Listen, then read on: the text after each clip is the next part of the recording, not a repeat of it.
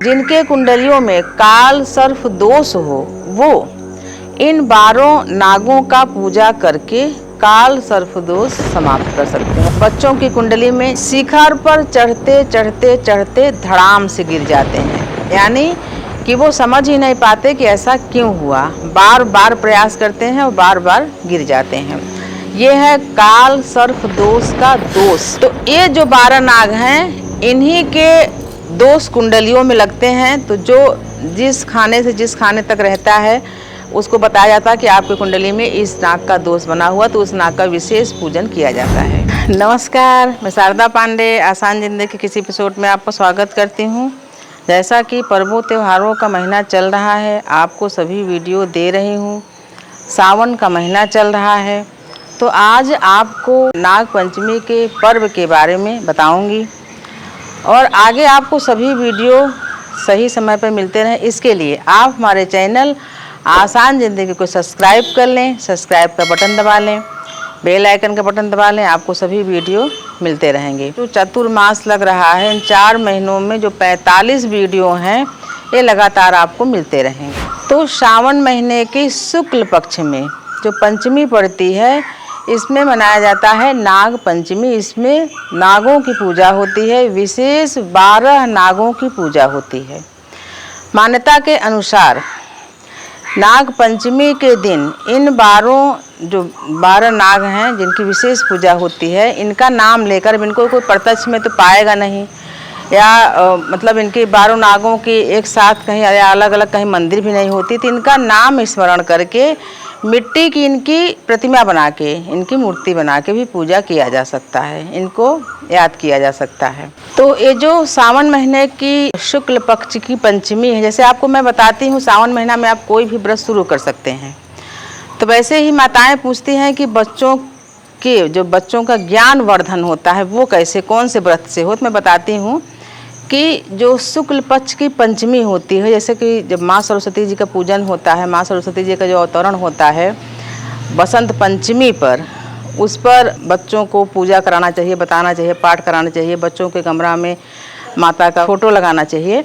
तो उनको बताती हूँ जो साल भर की पंचमी होती है, जो साल भर की शुक्ल पक्ष की पंचमी होती है, ये ज्ञान पंचमी मतलब ज्ञान को बढ़ाने वाली होती है। इस पंचमी का व्रत बच्चों से करवाना चाहिए, या जो ज्ञान के अध्ययन में है, जैसे जो वैज्ञानिक हैं, जैसे जो भी ज्ञानी हैं, ध्यानी हैं, वो पंचमी का व्रत करके पूजा करते हैं माँ सरस्वती जी के नाम से। वैसे नाग पंचमी भी इसी दिन पड़ता है। तो इस पूजा को अपने बच्चों से शुरू करवा सकते हैं। शुक्ल पक्ष की जो पंचमी है सावन के महीना की, इसमें व्रत शुरू करके अलोना बिना नमक के भोजन एक बार करना चाहिए। माँ सरस्वती जी का पूजा पठन, उनका पाठ करना चाहिए, जिससे ज्ञान वर्धन होता है और ज्ञान में बढ़ोतरी होती है। अब मैं आपको बताऊंगी नाग पंचमी के बारे में कि नाग पंचमी का पूजन सुबह 5:45 से शुरू होकर 8:23 पर, इस बीच में विशेष पूजन होता है, जिसमें गाय का कच्चा दूध में थोड़ा सा मिश्री और जो धान की लाई होती है उसी का भोग लगाया जाता है। तो महुए या किसी आम के पत्र पर इस भोग को लगाया जाता है, चढ़ाया जाता है। आप इस पूजन को शिव मंदिर में भी कर सकती हैं। शिवलिंग के पास जो नाग देवता होते हैं वो वासुकी होते हैं, उनके नाम से मतलब उनकी पूजा करके, शिव जी की पूजा करके, और फिर ये जो 12 नाग हैं इनके नामों को स्मरण करके, आगे मैं 12 नागों का भी नाम बताऊंगी, स्मरण करके पूजा कर सकती हैं। जैसे मैं आपको बताती हूँ कि 9 ग्रह के दाता कौन है, ग्रहों को ग्रह तो प्राप्त कौन कराया, शिव जी। शिव जी की तपस्या करके 9 ग्रह अपने स्थान को ग्रहण करे हैं सौर मंडल में। वैसे ही ये जो नाग हैं, ये सभी नाग जो आगे मैं नाम बताऊंगी, ये सभी भगवान के चेले हैं और भगवान के भक्त भी हैं। आगे मैं आपको बताऊंगी। जिनके कुंडलियों में काल सर्प दोष हो वो इन 12 नागों का पूजा करके काल सर्प दोष समाप्त कर सकते हैं। वैसे अगर आपको कुंडली की जानकारी होगी, ज्योतिष की थोड़ी बहुत भी जानकारी होगी, तो कुंडली में 12 खाने होते हैं, लग्न से प्रथम से 12वें घर तक ये 12 खाने होते हैं। और ये जो नाग हैं ये भी 12 हैं, यानी जो विशेष ये नाग हैं इन्हीं के सब वंशज हैं। तो कुंडली में काल सर्प दोष कैसे, पहले तो आप जैसे नहीं जानते हो तो पंडित जी बताते हैं, वैसे सभी थोड़ा बहुत जानकारी रखते हैं। इन 12 घरों में अगर सभी ग्रह एक तरफ हैं राहु और केतु से, मान लीजिए 10वें में जो कुंडली के 12 घर में 10वें घर में राहु है और चौथे में केतु, या 10वें में केतु है चौथे में राहु, और सभी ग्रह ऊपर की तरफ हैं और 5 खाने खाली हैं कुंडली के, तो आप जान जाओ कि आपकी कुंडली में काल सर्प दोष है। ऐसे बच्चों की कुंडली में शिखर पर चढ़ते चढ़ते चढ़ते धड़ाम से गिर जाते हैं, यानी कि वो समझ ही नहीं पाते कि ऐसा क्यों हुआ, बार बार प्रयास करते हैं और बार बार गिर जाते हैं। ये है काल सर्प दोष का दोष। इसके निवारण के लिए मैं कई बार पूजा बताई हूँ कि पंचमी तिथि में या तो गेहूं के आटे का नाग नागिन बनाएं, या तो चांदी के नाग नागिन बनाएं, वो भरे हुए होने चाहिए, या तो मिट्टी के नाग नागिन बनाएं, इनका विधिवत पूजन करें। हर पंचमी में जो शुक्ल पक्ष की पंचमी होती है उन पर विधिवत पूजा करके और चलते हुए पानी में इनको विसर्जन कर दें, बहा दें, तो इससे भी काल सर्प दोष का जो कष्टकारी दोष होता है वो उसका निवारण होता है। जैसे कि आपको मैं कुंडली देखना भी बता रही हूँ, उसका थोड़ा बहुत ज्योतिष की जानकारी हमको भी है, वर्ष फल निकालना हमको भी आता है लाल किताब के आधार पर। वर्ष फल के अनुसार मैं कुंडलियाँ बना लेती हूँ, थोड़ी बहुत बेसिक जानकारी, बहुत ज्ञाता नहीं हूँ, थोड़ी बहुत जानकारी है। तो जैसे आपको बता रही हूँ कि आप अपनी कुंडली को देख सकते हैं कि आपकी कुंडली में काल सर्प दोष है या नहीं। ऐसे 12 प्रकार के काल सर्प दोष होते हैं और इन्हीं नागों के नाम से वो जाने जाते हैं कि कौन सा काल सर्प दोष आपकी कुंडली में है। लग्न से सप्तम या 12वें से षष्ठम यानी 6, 12 में कोई है और 6 में फिर एक तरफ सभी ग्रह हैं, राहु केतु के अंदर फंसे हुए हैं, ऐसे इसी तरीके से माने जाते हैं। भारतवर्ष में हमारे ग्रंथों में, हमारे पुराणों में सभी में माँ धरती, इनको भी माँ बोलते हैं, और सभी नदियों को भी माँ बोलते हैं। वृक्षों को देवता बोलते हैं, जैसे पीपल है, बरगद है, नीम है, नीम को देवी के नाम शीतला माता के नाम से जानते हैं। वैसे हम नागों को भी देव के नाम से नाग देवता, पितृ देवता, ब्राह्मण देवता, उनको देवता के नाम से हम जानते हैं। जबकि नाग काफ़ी उपद्रवी होते हैं, उपद्रवी थे। जैसे ये जो तक्षक, जैसे आगे मैं बताऊंगी आपको, तक्षक नाग, ये 12 नाग में तक्षक नाग भी हैं, ये काफ़ी उपद्रवी थे।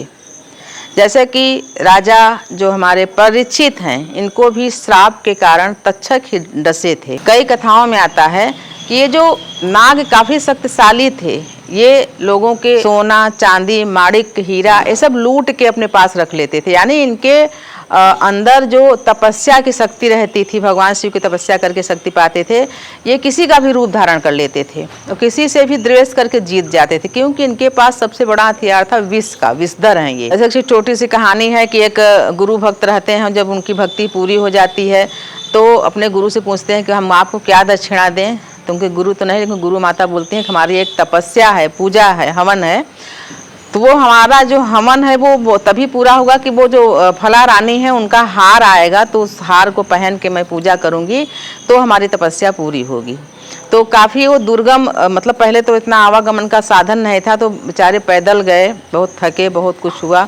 फिर वो हार को लेकर बता के, पहले लोगों पर बहुत विश्वास किया जाता था, बताया कि ऐसी ऐसी बात है, गुरु दक्षिणा में गुरु माता हमसे आपका हार मांगी है, फिर पूजा के बाद उस हार को हम आपको वापस कर देंगे। बोले ठीक है। हार लेकर आ रहे थे, तक्षक को पता लगा तो तक्षक उस हार को लूट लिया। तो मैं आपको बता रही हूँ कि पहले जैसे नाग लोगों को बहुत भयभीत करते थे, दौड़ा के काटते थे, सब करते थे, लेकिन जब जन्मेजय जी राजा परीक्षित के मृत्यु के बाद जब बड़े हुए, उनकी माता ने बताया कि ऐसा ऐसा तुम्हारे पिताजी के साथ हुआ था, तब जन्मेजय जी जब सर्प यज्ञ कराते हैं, अपने धरती में जितने भी सर्प या धरती के बाहर भी लोगों में जो सर्प थे, वो मंत्र द्वारा, कोई तो सर्प यज्ञ कराने के लिए तैयार नहीं था, तो वही ब्राह्मण थे, हार लेकर आए थे, बोले कि और कोई कराए ना कराए, मैं कराऊंगा ये यज्ञ, आपको मैं कराऊंगा, क्योंकि हम भी बहुत त्रस्त हैं नागों से, बाकी लोग भी बहुत त्रस्त हैं, इसलिए नागों का हवन हम कराएंगे, मतलब नागाभूति, तो वही कराए थे। इसीलिए बोलती हूँ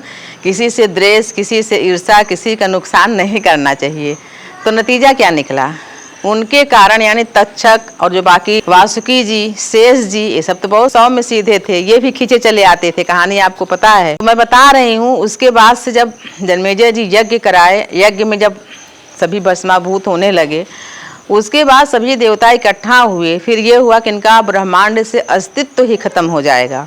तो ये निर्णय हुआ कि भाई जो ये उपद्रव मचाते हैं, लोगों का धन हड़प कर लेते हैं, आज भी अपने भारत में आप देखोगे कि इन्हीं जो आप आगे बताऊंगी 12 नाग, इन्हीं के नामों से आज भी शहरों का नाम पड़ा है। जैसे कि आप जानोगे कि जम्मू कश्मीर में अनंतनाग, तो ये एक नाग इसमें से ये भी है अनंतनाग।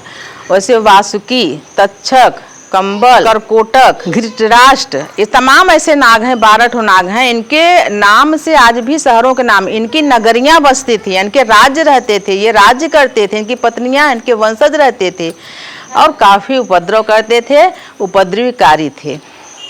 लेकिन बाद में ये तय हुआ कि भाई अब उपद्रव नहीं मचाएंगे, लोगों का हीरा माणिक के नहीं अपहरण करेंगे, नहीं लेंगे, लोगों को दौड़ा के नहीं काटेंगे, जब तक इनको कोई नुकसान नहीं पहुंचाएगा तब तक ये किसी के ऊपर हमला नहीं करेंगे। तो जान बची तो लाखों पाए, उस पर समझौता हुआ कि हाँ अब तब से नहीं करेंगे। नहीं, उसके पहले से बहुत उपद्रव करते थे, बहुत लोगों को दुख देते थे, लोगों का राज्य हरण करते थे, राज्यों में तो एक दूसरे को कहने से उपद्रव करते थे, डसते थे, सब करते थे। ते सब अब नहीं, मतलब शांत हैं। तो आप बोलोगे नागपंचमी पे सब कुछ बता रहे हैं, इनके गुण, इनके अवगुण बता रहे हैं। आपको इनके नाम बता देती हूँ। अनंतनाग, वासुकी नाग जो भगवान शिव के कंधे पर हमेशा विराजमान रहते हैं, शेषनाग जो क्षीर सागर में हमेशा शेष भगवान विष्णु भगवान के सैया बने रहते हैं, पद्म, कंबल, करकोटक, अस्त्रतर, धृतराष्ट्र, शंखपाल, कालिया। कालिया का भी उपद्रव आप लोग जानते होंगे कि भगवान श्री कृष्ण यमुना जी से कालिया को कैसे खदेड़े थे, कैसे यमुना का पूरा क्षेत्र कालिया के कब्जे में था, पूरा यमुना का जल काला पड़ गया था। तो भगवान जो कृष्ण जी थे वो कालिया को वहां से खदेड़े थे, वही कालिया है, वो भी काफी उपद्रवकारी था। कालिया, पिंगल, तो ये जो 12 नाग हैं इन्हीं के दोष कुंडलियों में लगते हैं। तो जो जिस खाने से जिस खाने तक रहता है उसको बताया जाता है कि आपकी कुंडली में इस नाग का दोष बना हुआ, तो उस नाग का विशेष पूजन किया जाता है। तो आपको मैं बता रही हूँ नाग पंचमी का पूजन। नाग पंचमी के पूजन जैसे बताई हूँ कि आंगन में, कहीं घर के अंदर नहीं, आंगन में, छत पर, यानी आसमान दिखता रहे, खुले जगह, बालकनी में कहीं भी एक लकड़ी का पाटा रखें, उस पर नाग का निर्माण करें, जौ के आटे से, या चांदी का नाग नागिन हो उस भी पूजा करके शिव मंदिर में दान दे देना, या मिट्टी के नाग नागिन बनाएं और विधिवत उनकी पूजा करें। हल्दी, कुमकुम, अक्षत, फूल से पूजा करें, दूध और मिश्री का भोग लगाएं, फिर उनका जल विसर्जन कर दें। यानी जो मैं आपको मुहूर्त बताई हूँ, अभी 5:45 से 8:23 के बीच ये पूजा हो जाने चाहिए। विसर्जन आप दिन रहते कभी भी कर लें। तो नाग पूजा से, यानी जैसे आपको मैं बताई कि नाग इतने उपद्रवी थे, अब शांत हैं। आज भी नाग कभी किसी को दौड़ा के नहीं काटते हैं, कभी भी। हाँ, वो मारने के डर से, या बिस्तर में हैं या कहीं दब गए तो भले उनका स्वभाव ही है, डंक मारने के सिवाय और कुछ नहीं कर सकते, बोल नहीं सकते, तो काट लेते हैं, बाकी दौड़ा के नहीं काटते हैं। नाग का जो बता रहे हो, नागों को मारना नहीं चाहिए, लेकिन कभी कभी जैसे नाग निकले, आदमी बेबस होकर क्या करे। अगर कोई पकड़ने वाला आसपास में हो, उनका फ़ोन नंबर रखना चाहिए, क्योंकि अभी बरसात चल रहा है, बहुत नाग निकलते हैं, सांप निकलते हैं, तो फ़ोन नंबर रखे रहो, उनको पकड़वा के बाहर जंगल में छोड़वा दो। हमारे यहाँ छोटे छोटे, जहाँ हम छत्तीसगढ़ में भी वर्तमान में रह रहे हैं, वहाँ छोटे छोटे से सपोले या नाग निकलते हैं। चिमटा बनवाए हैं लोहे का बड़ा सा, वो लगभग 2 फीट का लंबा है, तो उससे हम पकड़ लेते हैं आराम से, और बाहर मतलब कुछ दूर में डिब्बे में करके और जंगल में हम छोड़वा देते हैं। डिब्बा को ऐसे बंद नहीं फेंकना चाहिए, फिर तो उनको तो मारने जैसा ही पाप लगेगा। डिब्बा को खुलवा के और फेंकवा देते हैं, तो जंगल में चले जाते हैं। ये जीव हैं, ये भी नहीं चाहते कि हम 2 गुड़वा के सामने आए, यानी जो 2 पाँव वाले हैं इनके सामने आए, वो नहीं चाहते, लेकिन जीव हैं, दिख जाते हैं और लोग भयभीत हो जाते हैं इनके आतंक से। तो सांपों को नहीं मारना चाहिए, कुत्तों को भी नहीं मारना चाहिए, बैल, भैंसे, इनको नहीं मारना चाहिए। इन सब जीवों को मारने और मतलब कि थोड़ा बहुत मारने से, यानी डंडा 2 डंडा मार दे तब तो पाप लगता ही है। जीव से मारने का, इनका जन्म जन्म तक अपने पुत्र पौत्र वंशज इसका पाप भोगते रहते हैं। इसलिए कभी भी इन जीवों को या किसी भी जीवों को नहीं मारना चाहिए। हाँ, अपने बचाव में। अब ऐसा नहीं कि कोई आपको मार रहा है तो आप उसको अपने आप को मारने दें। सबसे पहले अपनी सुरक्षा करें, अपने बचाव में किसी को भी मारना पड़े तो जरूर मारें, ये मेरा कहना है। आत्मरक्षा जरूर करना चाहिए, चाहे वो जीव हो या आदमी हो या कोई भी हो। पहले अपनी रक्षा, उसके बाद दूसरी की रक्षा जरूर करनी चाहिए। बेवजह किसी को नहीं मारना चाहिए। नाग पंचमी पर्व इस बार मंगलवार के दिन पड़ रहा है। जैसे कि हम लोग कजरी वगैरह मनाते थे तो मिट्टी वगैरह लाके जो भुजली जरई होती है उसको लगाते थे आज के दिन ही। पर अब ये सब जो त्योहार हैं धीरे धीरे विलुप्त हो गए हैं। कजरी हम लोग के यूपी में बहुत मनाते थे। काल सर्प दोष होने पर नासिक में भी जाके पूजा कराते हैं और यहाँ उज्जैन भी जाके पूजा कराते हैं। पर जो मैं आपको पूजा बता रही हूँ, अगर आप ये घर पर ही कर लें और विधिवत 1 साल तक पूजा करके फिर पंडित जी से मंत्रोच्चारण के साथ हवन वगैरह करा दें तो आपका जो कुंडली का काल सर्प दोष है, जिनके कारण आपकी उन्नति नहीं हो पा रही है, चाहे वो पढ़ाई हो, नौकरी हो, विवाह भी अति विलंब से होता है काल सर्प दोष वालों का, विशेषकर लड़कों का। लड़कियों में उतना प्रभाव नहीं पड़ता, पर भी लड़कियों को भी जो मिलना चाहिए काल सर्प दोष के कारण वो या तो विलंब से मिलता है या बहुत ही कम मिलता है। तो इस दोष का निवारण जरूर करना चाहिए। अब अगर आप नासिक में ही हैं, उज्जैन में ही हैं या और कहीं जगहों में पिंड पूजा होती है, मतलब पाप का बना के मूर्ति वगैरह, अगर आप उस क्षेत्र में हैं, आपको ज़्यादा दिक्कत नहीं है, तो वहाँ पर उस स्थान पर जाके आप इस पूजा को इस सावन महीने में और विशेषकर इस नाग पंचमी के दिन अगर कराते हैं तो निश्चित ही आपका काल सर्प दोष समाप्त हो जाएगा। और अगर नहीं करा सकते तो शिव जी के मंदिर में नाग नागिन का जोड़ा जो चांदी का बताती छोटा छोटा सा, वो बना के दान कर सकते हैं। या थोड़ा बड़ा नाग, जैसे भरुहा, खोखला नहीं होना चाहिए, वासुकी या जो भी आपके कुंडली में जो जिस नाग का दोष हो वो नाग बनवा के और भगवान के मंदिर में शिव जी के ऊपर दान कर देना चाहिए।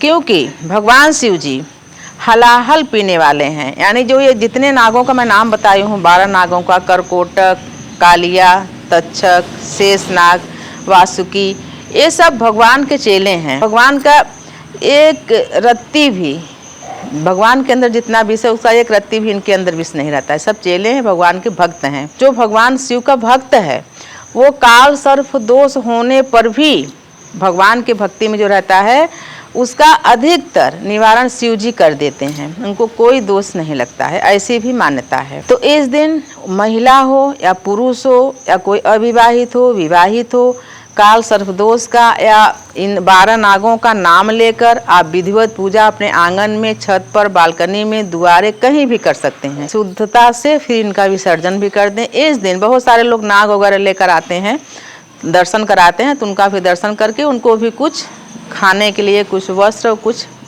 पैसा दान कर देना चाहिए। तो मैं आपको बता रही हूँ नाग पंचमी पर्व के बारे में, जो कि सावन महीने की शुक्ल पक्ष की पंचमी में पड़ती है। आप इनका विधिवत पूजा करें। आगे सभी वीडियो जितने भी पर्व आ रहे हैं उनके सभी वीडियो आपको सुचारू रूप से मिलते रहें, इसके लिए आप हमारे चैनल आसान ज़िंदगी को सब्सक्राइब कर लें, हमारे साथ बने रहें, देखते रहें आसान ज़िंदगी। तब तक के लिए नमस्कार।